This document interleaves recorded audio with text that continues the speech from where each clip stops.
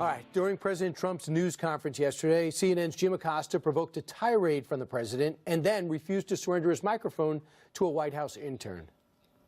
Are you worried? That's enough. That's enough. Mr. President, I was enough. going to ask one of the other folks. That's enough. Pardon me, ma'am.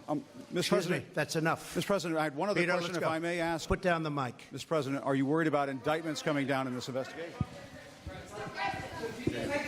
Mr. President.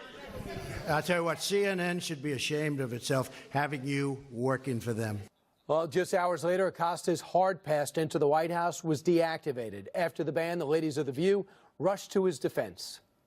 What I saw was a battery, not by Jim Acosta, but by the young White House aide. Yeah. When you are holding something, if I may, if you're holding something and you snatch this from me, this cup is now an extension of me. And that means you've battered me. You've assaulted me. You believe this? Joe Concha covers media for The Hill. I mean, she's a lawyer, too. What is she talking about? He was told to sit down, told to give up the microphone, and he didn't? And now she's blaming the intern? How anybody can come to that conclusion after watching that video, sober, mind you. The person who made that particular comment, Sonny Houston, you're right, law degree. This isn't just some pundit they throw in the air, from Notre Dame. So if anybody thinks that 21-year-old intern was accosted Acosta, it's time to look into a new profession.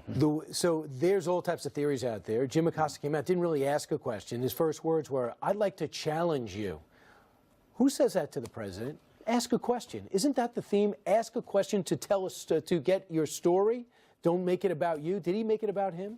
Jim Acosta, not just yesterday, but for 2 years now, has been making it about him for his own narcissistic purposes. Jim Acosta is not a serious White House correspondent. He's a 40-something member of a high school debate team who goes in there, takes a policy position, usually, obviously, against the administration, and debates the president or debates Sarah Huckabee Sanders. And that's not the role of a White House correspondent. He should be either, going forward, a campaign strategist, a campaign spokesperson on the Democratic side, or perhaps an opinion host in CNN primetime or a pundit, because that's what Jim Acosta really is. Are you surprised that CNN backed him?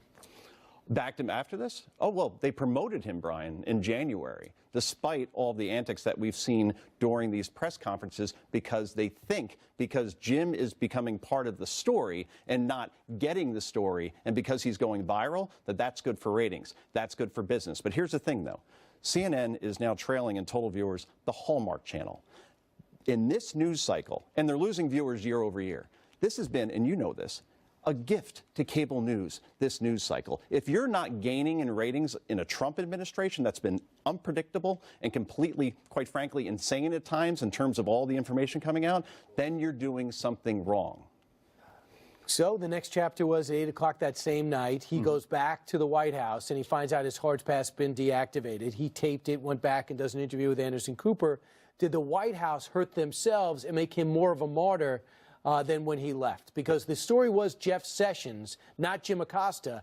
The night ended with Jim Acosta. Right. You use the word martyr, and that is exactly right. Jim Acosta is very accomplished at playing the victim, of being a victim of circumstance, of being innocent in these situations. Personally, the White House, I think, whiffed here. They should not have revoked his press pass because, again, as you said, it makes him a martyr. In the last administration, under President Obama, in President Obama's first 36 solo press conferences, you know how many times Fox got called upon? 14 times. The least of any major news organization. What they should have done was, don't give him the oxygen that he wants in terms of this attention. They should have just boxed him out quietly and sent their message that way, Brian. Joe Concha, thanks so much. Thank you, sir. Back to the meeting.